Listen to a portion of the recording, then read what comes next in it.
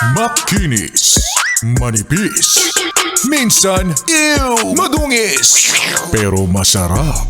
Mwah! Ikis. Sexy time na. Sexy Mega! Ikaw! Oo, ikaw na funny. Funny walain. Yes, friend, gusto ko lang sabihin sa'yo na ngayong araw, mag-iingat ka. Ngayon po ay April Fool's Day, so maraming mga magpo-post ng kung ano-ano na wala namang kapararakan at wala namang katotohanan. Kung ikaw ay funny walain, ikaw ay gullible, madaling maniwala sa fake news at kung ano-ano pang nakikita sa Facebook, sa TikTok at sa social media, mag-iingat ka ngayong araw na ito. Naiintindihan mo ako? Kasi baka mamaya kung ano ma-pick up mo, ipagkalat mo, hindi naman pala totoo. Ha? April Fool's Day ngayon, kung ano ang makita mo, sabihin sa'yo, di ba, makarating na balita sa'yo, paki-verify. Actually, ganyan talaga dapat ang ginagawa natin. Diba? Oo, pag may nakarating na chismis, dapat bine-verify mo muna. Ikaw kasi naniniwala ka kagad, yung ugali mo na yan, ang pangit.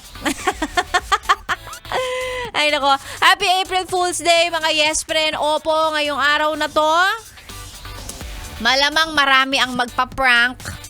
Marami ang magsasabi ng mga kung anek-anek, tapos babawiin nila pagkatapos ng araw na ito, di ba? Naisip ko tuloy, alam mo ngayong araw na to ang perfect na araw para magtapat ka ng feelings mo. 'Di ba? Kasi kung ikaw yung taong takot sa rejection at nagtapat ka ng feelings mo today, pwede mong bawiin, lalong-lalo na pag ang sinabi niya sa'yo, I'm sorry, hanggang friends lang ang kaya kong ma-offer sa'yo. Pwede mong bawiin, kahit ang sakit-sakit na durog ka from the inside, pwede mong sabihin na, Happy April Fools, niloloko lang kita, joke lang yun. Pero deep inside yung feelings totoo. Diba? Pwede kang magtapat kay crush, o pwede kang magsabi ng feelings mo dun sa taong type mo, sa taong nagugustuhan mo, na kapag hindi naging maganda ang feedback mula sa kanya, bawiin mo na lang para hindi masyadong nakakahiya. Also, gusto ko rin ipaalala sa mga magpa-prank, no? Gustong magpaka-funny ngayong araw na to. May boundary yan, ha? Wag naman po kayo mang-prank sa mga nagdi-deliver. Wag kayo mag-prank sa ibang mga bagay na sensitive para sa ibang tao, no? Oo, clean fun tayo. Clean fun? Yung klase ng funny, klase ng saya na hindi masyadong makakaabala, makakapinsala, 'di ba? Ganon dapat yung ganon lang dapat yung prank na gagawin natin. Ha? Wag yung nag-booking ka ng kung ano-anong madami tapos sasabihin mo, hindi ko po babayaran, April Fool's Day.